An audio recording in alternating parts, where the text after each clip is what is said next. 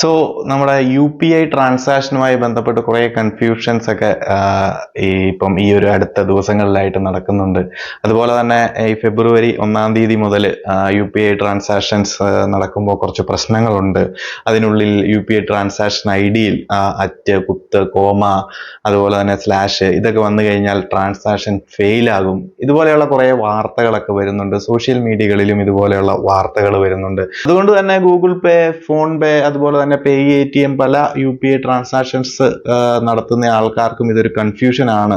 നമ്മൾ നടത്തുന്ന payment fail ആകുമോ, എന്താണ് ഇതിന്റെ പ്രശ്നങ്ങൾ?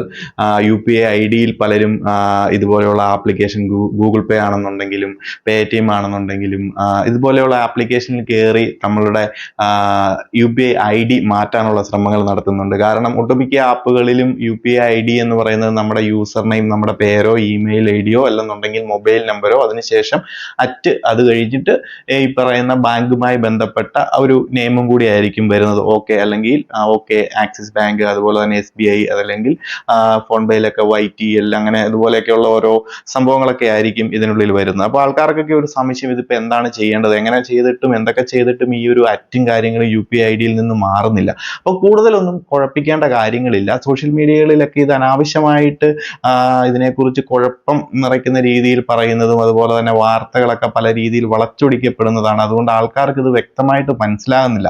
സംഭവം ഇത്രയേ ഉള്ളൂ. നമ്മൾ ആരും ഇതേപ്പറ്റി ചിന്തിക്കേണ്ട കാര്യങ്ങളില്ല. UPI ID-യിലല്ല പ്രശ്നങ്ങൾ പറഞ്ഞിരിക്കുന്നത്. UPI ID ട്രാൻസാക്ഷനിൽ വരുന്ന ID-യിലാണ് നമ്മുടെ ഗവൺമെന്റ് പറഞ്ഞിരിക്കുന്നത്. അതിൽ കുത്ത്, കോമ, ഡോട്ട് ഇതുപോലെയുള്ള സംഭവങ്ങളൊന്നും വരാൻ പാടില്ല. ആൽഫ ന്യൂമറിക്കൽ മാത്രമേ ഈ പറയുന്ന ID-യിൽ, അതായത് നമ്മുടെ ട്രാൻസാക്ഷൻ ID-യിൽ ഇതുപോലെയുള്ള കാര്യങ്ങൾ വരാതെ നോക്കണമെന്നാണ്. അത് നമുക്കൊന്നും ചെയ്യാനില്ല. നമ്മളെ ഈ പറയുന്ന UPI ID ട്രാൻസാക്ഷൻ നടത്താൻ നമുക്ക് തരുന്ന പ്രൊവൈഡേഴ്സ്, ഗൂഗിൾ പേ ആണെന്നുണ്ടെങ്കിലും PayATM ആണെന്നുണ്ടെങ്കിലും ഫോൺ പേ ആണെന്നുണ്ടെങ്കിലും നമ്മളെ ഈ ഒരു ട്രാൻസാക്ഷൻ നടത്തുന്ന പ്രൊവൈഡേഴ്സ് അവരാണ് അതിനകത്ത് ശ്രദ്ധിക്കേണ്ടത്. അവരുടെ ടെക്നിക്കൽ കാര്യങ്ങളാണ്, അത് അവർ നോക്കിക്കോളും. നമ്മൾ ഇതിനകത്തൊന്നും ചെയ്യേണ്ട കാര്യമില്ല.